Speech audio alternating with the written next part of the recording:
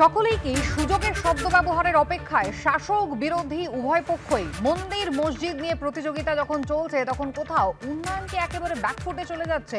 শুভেন্দু অধিকারীর চ্যাংদোলার পাল্টা মুখ তো খুলেছিলেন শাসক দলের অনেকেই, কিন্তু কোপ বারবার নেমে আসছে হুমায়ুন কবিরের ওপরই কেন? এর পেছনে কি কোনো অন্য কারণ রয়েছে?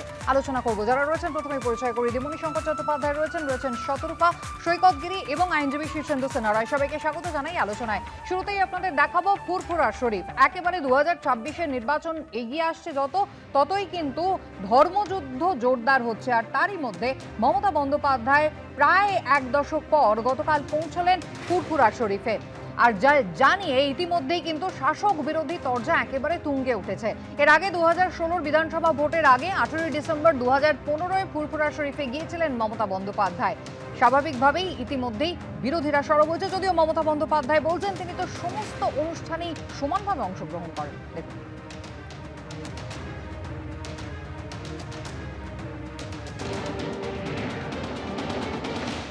উনি প্রত্যেকবার বিধানসভা ভোটের আগে যান। 16 সালেও গেছিলেন। 5 বছর ফুরফুরার কথা ভুলে গেছিলেন, মুসলিমদের কথা ভুলে গেছিলেন। এখন ভোট এসেছে, তাই ফুরফুরায় যেতে হবে। 16তেও গেছিলেন, আবার 26-এ ভোট আসছে, চাপে আছেন। পশ্চিমবাংলার হিন্দু ভোটার যারা তৃণমূলকে ভোট দেন, তারা একটু আজকে টিভির দিকে নজর রাখবেন। খারাপ লাগে এটাই, কমেন্টস করেছে এটা কি ভোটের সমীকরণ? আমি যখন কাশী বিশ্বনাথে যাই এই কোয়েশ্চেনটা করেন না, আমি যখন দুর্গাপুজো করি তখন তো কোয়েশ্চেন করেন না। জেনে রাখুন, আমি খ্রিস্টানদের ফেস্টিভ্যালেও যাই, আমি ঈদ মোবারকেও যাই, আমি ইফতার নিজে করি এবং রোজাতেও যাই, ইফতারেও যাই, ঈদেও যাই। আমি আলোচনা আসবো। শতরূপাদিকে দিয়ে শুরু করবো। শতরূপাদি, একেবারে বিজেপি যেটা বলে থাকে যে তৃণমূল কংগ্রেসের রাজনৈতিক অবস্থান কি? এ রাজ্যে 33% সংখ্যালঘু ভোট, যেটা হচ্ছে তৃণমূল কংগ্রেসের টার্গেট। একেবারে সংখ্যালঘু তোষণের রাজনীতি করে থাকেন মমতা বন্দ্যোপাধ্যায়, এটা তার একেবারে ঘোষিত নীতি। বিজেপির এটাই বক্তব্য। বিজেপির বক্তব্য একেবারে সকলের কাছে পরিষ্কার। তাহলে সেই মমতা বন্দ্যোপাধ্যায় তিনি 2026-এর নির্বাচনের আগে, একটা হাই ভোল্টেজ নির্বাচনের আগে ফুরফুরা শরীফে যাবেন, সেটাই তো স্বাভাবিক। বিজেপিকে এত ভাবাচ্ছে কেন? না ভাবাচ্ছে না, আমাদের কিন্তু স্ট্রেট ফরওয়ার্ড প্রশ্ন একটাই, যে উনি ফুরফুরা শরীফে যাক আর যে কোনো শরীফেই যাক, কিন্তু ওদের মানে ফুরফুরা শরীফের এলাকার যে মুসলমানরা, তারা কি খুব একটা খুশি হয়েছে এই যে এগিয়ে বাংলা? আমাদের তো কথাটা সেইটাই, যে তুমি কথা তো সেটা নয়। অফকোর্স আমাদের কথা এইটা।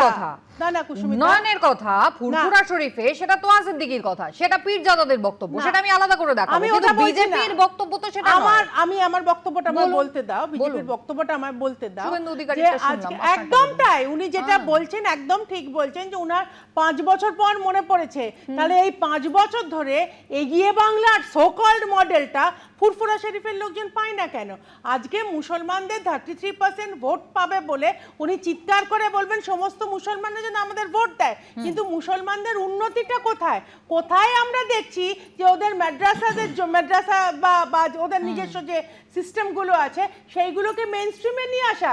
আজকে ফুরফুরা শরীফের লোকজনই বলছে যে আমাদের তো মাথার ওপর ছাদ নেই, আমাদের কলে জল নেই, আমাদের যে নর্মাল যে যে যে রাজ্যের যে প্রকল্পগুলো সেগুলো অর্ধেক ওরা পায় না।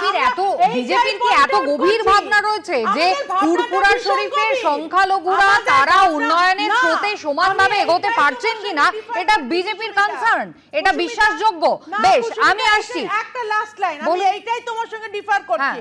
আমরা কিন্তু সমস্ত সময় বলে আসছি সবকা সাথ সবকা বিকাশ। আজকে তুমি অ্যাপিজমেন্ট করছো, কিন্তু অ্যাকচুয়াল সবকা বিকাশ সুকান্ত মজুমদার বলছেন, প্রধানমন্ত্রী নরেন্দ্র মোদী বলছেন, শুভেন্দু অধিকারী বলছেন না। শুভেন্দু অধিকারী বলছেন जो हमारे साथ हम उनके साथ। পরিষ্কার মনে আছে। আমি একবার আপনাদের দেখিয়ে দেবো তোয়া সিদ্দিকী তিনি কি বলছেন। অনুন্নয়ন একেবারে তোয়া সিদ্দিকী মুখ খুলছেন। শুধু তাই নয়, গতকাল মমতা বন্দ্যোপাধ্যায় যাদের সঙ্গে দেখা করেছেন তাদের বেশিরভাগই নাকি ডামি পীরজাদা। দেখুন একবার। ওখানে গিয়েছিল খুব জোরের 19 থেকে 20 জন ব্যক্তি গিয়েছিলেন, আর বাকি যারা ছিল তাদের ঘরে ড্যামি পীরজাদা বানানো হয়েছে। ড্যামি পীরজাদা যারা ফুরফুরা শরীফের পীর সাহেবদের আমাদের বংশের কেউ নাই, যারা বয়স্ক বয়স্ক পীরজাদা তারা কেউ ছিল না। তার মানে মণিশঙ্করদা একেবারে হাওয়া বোঝার চেষ্টা করছে এই মুহূর্তে শাসক দল তৃণমূল কংগ্রেস। মন বুঝতে চাইছে ফুরফুরা শরীফের 2026-এর লড়াইটা যে একেবারে ধর্মযুদ্ধের নিরিখেই হবে, ধর্মের মেরুকরণের ভিত্তিতে হবে, সেটা অবশ্যই মমতা বন্দ্যোপাধ্যায়ের মতো প্রাজ্ঞ রাজনীতিকের কাছে একেবারে ঝকঝকে পরিষ্কার হয়ে গিয়েছে। আর সেই কারণেই এই মুহূর্তে টার্গেট ফুরফুরা শরীফ। দেখো কুসুমিতা, মনে আছে হয়তো মানে 21শে জুলাই হয় 93-র ঘটনা, তো 2011-তে তৃণমূল সরকার ক্ষমতায় এসছে, মানে তৃণমূল পার্টি। কিন্তু তুমি দেখবে যে মমতা ব্যানার্জি যখন যুব কংগ্রেসের নেত্রী ছিল, পরবর্তীকালে তৃণমূল যখন গঠন করলো 98-এ, তারপর থেকে যত মিটিং, যত আন্দোলন আপনি দেখবেন, এই যে পীরজাদারা সব মমতা ব্যানার্জি এবং মুসলিম যে কমিউনিটি, সেখানে যে এই যে ইফতারে যাওয়া, এগুলো কিন্তু কন্টিনিউয়াস প্রসেস। এমন নয় যে 2011-তে ক্ষমতায় আসার পরে কিন্তু এগুলো করছে। আর্কাইভ যদি চালানো হয়, আমরা দেখেছি, আমরা সেই মিটিংয়ে ছিলাম, পরপর ছিল। এখন শুভেন্দু পরিষ্কার বলেছিলেন আমরা শুধুমাত্র হিন্দুদের ভোট চাই। তাহলে সেখানে ফুরফুরা শরীফে গিয়ে যদি সত্যি যে মানে অকেশনালি মমতা ব্যানার্জি যান, তাহলে তার ভোট কমবে, সেই নিয়ে তো বিজেপির মাথা ব্যথা হওয়া উচিত নয়। কমলো না বাড়লো, বিজেপি তো উন্নয়নের কথা ভাবছে, সংখ্যালঘু মানুষের উন্নয়নের কথা। যদি সংখ্যালঘুদের যদি উন্নয়নের কথা তৃণমূল সরকার না ভেবে থাকে, তাহলে তার ভোটটা কমবে। কিন্তু এরা তো বলে শুধুমাত্র মুসলিমদের জন্যই তৃণমূল করে, মুসলিমদের বাড়বাড়ান্তর জন্যই তৃণমূল করে। ফলে তৃণমূল কংগ্রেস যদি মুসলিমদের যদি না করে থাকে, তো বিজেপির পক্ষে ভালো। এইবারে আপনি হুমায়ুন কবিরের যে কথাগুলো বলছিলেন, হুমায়ুন কবির যে গতকাল বলছিলেন, আমি আলাদা করে হুমায়ুন কবির প্রসঙ্গে আলাদা করে আসবো। মুসলিম যদি হিন্দুদের মানে এরা কি করেছে, তৃণমূলের হিন্দু একরকম, কংগ্রেসের হিন্দুরা আরেক রকম, বিজেপির একরকম হিন্দুরা, ফলে সমস্ত হিন্দুদেরকে এরা এক কাট্টা করতে চায় না। এবং সমস্ত এখানে মনীষবাবু আমার একটা স্পষ্ট জিজ্ঞাসা আছে, সেটা হচ্ছে এই যে সংখ্যালঘুদের কথা, সংখ্যালঘু উন্নয়নের কথা মমতা বন্দ্যোপাধ্যায় বলেন, আমরা দেখেছি বিজেপি বারবার অভিযোগ করে ইমাম ভাতা দেওয়া হয়, পুরোহিতদের ভাতা দেওয়া হয় না। মানে একেবারে ডিস্টিংশনটা যেটা রয়েছে সেটা একদম পরিষ্কার করে ডিস্টিংগুইশ করা হয়। তাহলে সেক্ষেত্রে এদের এত অভিযোগ কিসের রয়েছে? এরা যে এখনো পর্যন্ত পিছিয়েই রয়েছেন, কোন রকম উন্নয়নের কাজ হয় না, সেই অভিযোগটা কেন করছেন? সংখ্যালঘু বলতে তো শুধুমাত্র মুসলিমরা নয়, সংখ্যালঘু বলতে অনেক কমিউনিটি আছে এখানে সেখানে। এইবারে কিছু লোক অভিযোগ করছে, এবার কিছু লোক আবার বাইট দিয়ে আপনাদের কাছে বলবে যে তৃণমূল সরকারের জন্য আমরা অনেক ভালো আছি।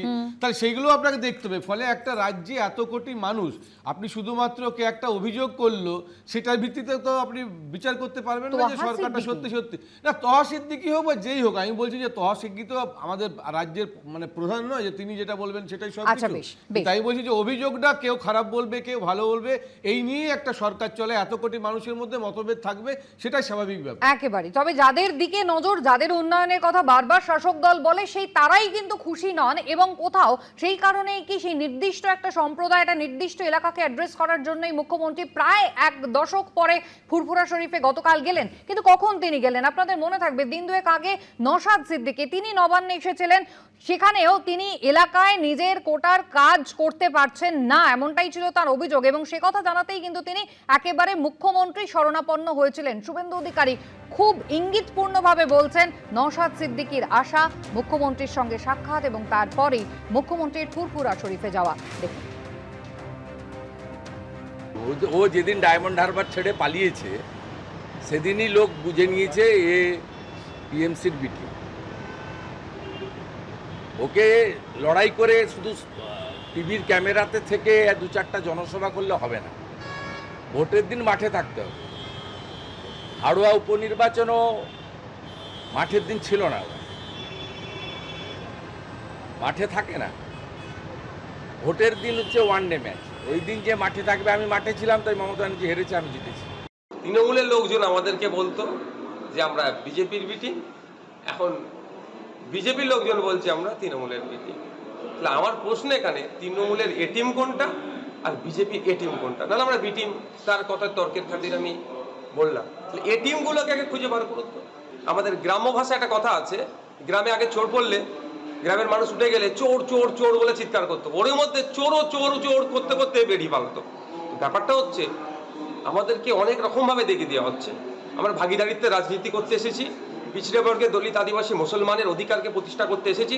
সুতরাং কারো দলের কোনো দলে লেজুর ভিত্তি হয়ে আমরা থাকবো না। আমরা আমাদের অধিকারের জন্য গণতান্ত্রিক পক্ষে সর্বোচ্চ চেষ্টা করি। আমি এই জায়গায় সৈকত গিরির সঙ্গে কথা বলবো। সৈকত, একেবারে সকলেই কিন্তু উন্নয়নের কথা বলছেন। দেখুন, সংখ্যালঘু সম্প্রদায়ের মানুষজন তারা বলছেন তাদের জন্য কি কি কাজ হয়েছে, কোন কোন জায়গায় এখনো তারা পিছিয়ে রয়েছেন, উন্নয়নের কাজের প্রতিশ্রুতি থাকা সত্ত্বেও তারা সেই সুযোগ সুবিধা থেকে বঞ্চিত হচ্ছেন। শাসক দল কিন্তু বলছে তাদের লক্ষ্য উন্নয়ন, এবং উন্নয়নের লক্ষ্যেই নাকি তারা ভোট করতে চান। 2024-এর লোকসভা পর্যন্ত আমরা সেটাই জানতাম, কিন্তু 26-এ একেবারে সমীকরণ বদলে গেল, ইস্যুই বদলে গেল। না দেখুন, মমতা বন্দ্যোপাধ্যায় ফুরফুরায় কেন গেছেন এই নিয়ে আপনাদের বুলেটিন, আপনাদের ক্যাপশনে এটা প্রমাণিত যে নির্বাচন আসছে, তার জন্য ফুরফুরার কথা মাননীয় মমতা বন্দ্যোপাধ্যায়ের মনে পড়েছে। দেখুন, যে কোনো ধর্মস্থান, যে কোনো জায়গায়, যে কোনো মুখ্যমন্ত্রী অতীতেও গেছেন, অন্যান্য আমাদের দলের মুখ্যমন্ত্রীরাও গেছেন, এক্ষেত্রে মমতা বন্দ্যোপাধ্যায় গেছেন। কিন্তু এখানে প্রশ্ন দুটো জায়গায়। এক, ভোটের আগে উনি কি শুধু রাজনীতির জন্য ফুরফুরে যাচ্ছেন, নাকি ধর্মীয় বা কোনো সংখ্যালঘু সম্প্রদায় সত্যি উন্নয়নের করবার পরিকল্পনা নিয়ে উনি যাচ্ছেন? মাদ্রাসা সার্ভিস কমিশন 2012 সাল প্রতিশ্রুতি দিয়েছিল তৃণমূল কংগ্রেস 10,000 নতুন মাদ্রাসা করবে, ব্রাত্য বসু বলেছিলেন, আনন্দবাজার পত্রিকায় প্রথমে হেডলাইন হয়েছিল। তারপর বলেছিলেন নতুন মাদ্রাসা তৈরি করার পাশাপাশি মাদ্রাসা সার্ভিস কমিশনে 1,500 শূন্যপদ অবিলম্বে নিয়োগ করা হবে। টোটাল শূন্যপদ 14,000। কলকাতার ধর্মতলার রেড রোডের কাছাকাছি, যেখানে মমতা বন্দ্যোপাধ্যায় সংখ্যালঘু মানুষদের ভোট ব্যাংক হিসেবে পরিণত করবার বার্তা নিয়ে মুখ্যমন্ত্রী ধর্মীয় মেরুকরণের রাজনীতি করেন, তার ঠিক ঢিলছোড়া দূরত্বে দুপুরের নামাজ পড়বার 5 মিনিটের মধ্যে কলকাতা পুলিশ দিয়ে এই মাদ্রাসা সার্ভিস কমিশনে চাকরিরত প্রার্থীদের মাথা ফাটিয়েছিলেন। আচ্ছা, দীঘায় জগন্নাথ মন্দির করবার দায়িত্ব সরকার আপনার আমার ট্যাক্সের টাকায় নিয়ে নিল। মমতা বন্দ্যোপাধ্যায় ওই রাজনীতিটাই করতে চান, যাতে পাল্টা মন্দিরের পাল্টা মসজিদের দাবি উঠেছে তাই। কিন্তু একবারও এই দাবি উঠলো না ফুরপুরা রেল লাইনের ভবিষ্যৎ কি হলো, একবারও এই দাবি উঠলো না যে হজ হাউসে মদের আসর কারা বসাচ্ছে, এই একবারও এই প্রশ্ন উঠলো না যে ওয়াকফের টাকা লুট করছে কারা, একবারও এই প্রশ্ন উঠলো না মইদুল ইসলাম বিদ্যা আনিস খানের তদন্ত কোন জায়গায় দাঁড়িয়ে। একথা ভুলে গেলে চলবে না। সংখ্যালঘু দরদি সাজার অভিনয় করে মাননীয় মুখ্যমন্ত্রী যে রাজনীতি করছেন, এই রাজনীতি বাংলা কেন, গোটা ভারতবর্ষে বিজেপিও এই রাজনীতি করেনি। বিজেপি রাম মন্দির করেছে রাম মন্দির ট্রাস্টের নামে, আর তৃণমূল এই রাজ্যে জগন্নাথ মন্দির করছে সরকারের ট্যাক্সের টাকায়। এই যে ভয়ঙ্কর আগুন নিয়ে খেলার রাজনীতি, 11 সালের পর মমতা বন্দ্যোপাধ্যায়, একদম আমি মনিদার সঙ্গে একমত, মমতা বন্দ্যোপাধ্যায় তৃণমূল কংগ্রেস 11 সালের পর ধারাবাহিকভাবে যে রাজনীতি করছে তাতে বিজেপির ভোট বাড়ছে।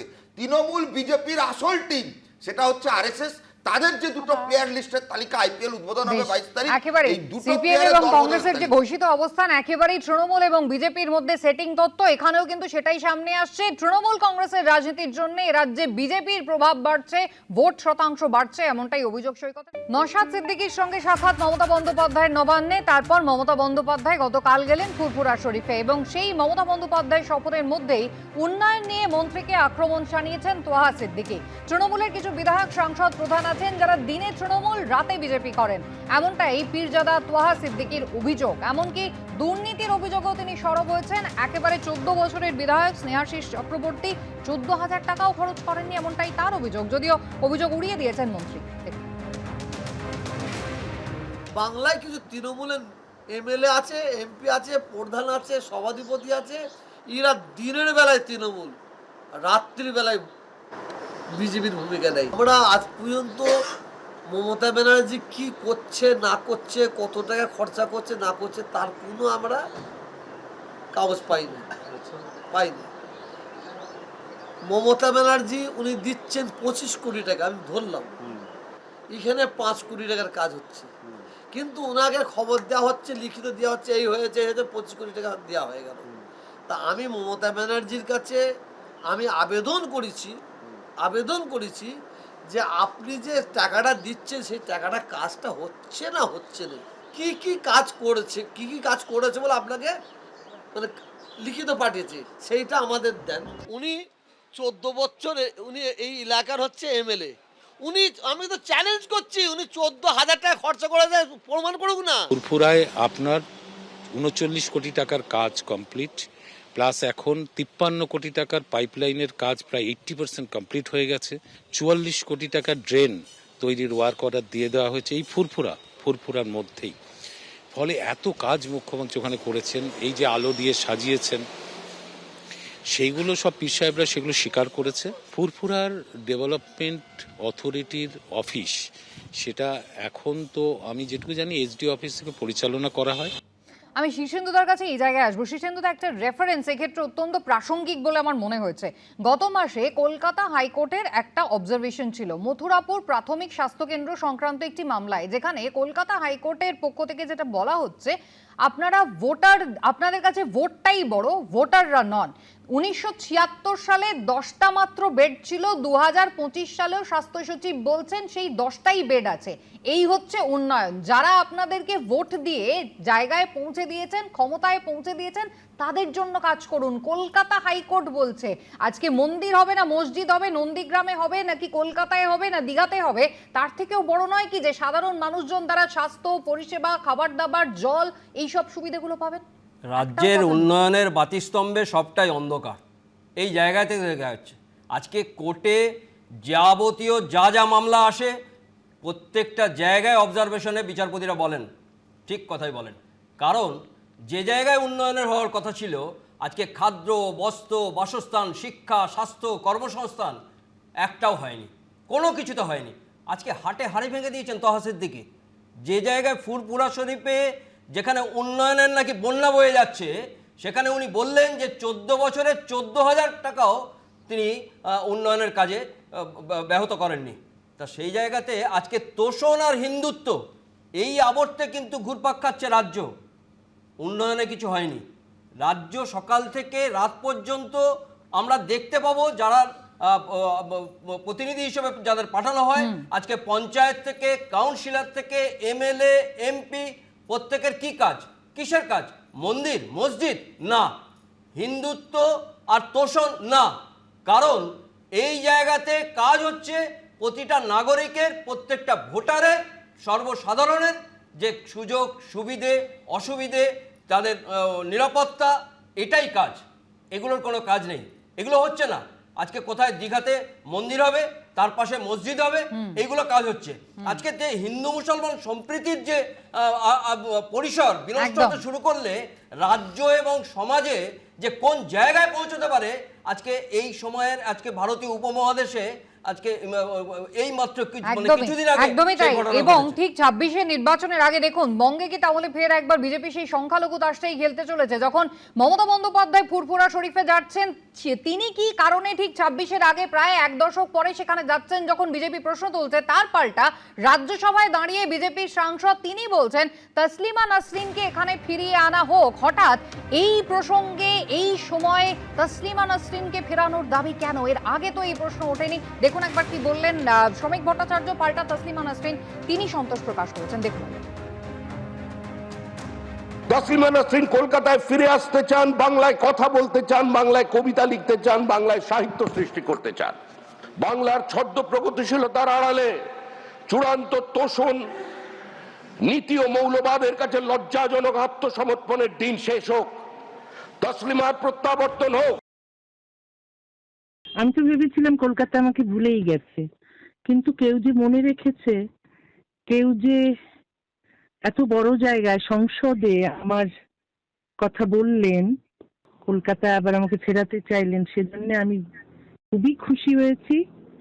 তাকে আমি ধন্যবাদ জানিয়েছি। এখন আমি জানি না আমার পক্ষে যাওয়া সম্ভব হবে কিনা, বা আমাকে সত্যি ওখানে যেতে দেবে কিনা, বাস করতে দেবে কিনা। আপনার কি মনে হয় যে এই দাবি বাস্তবায়িত হবে?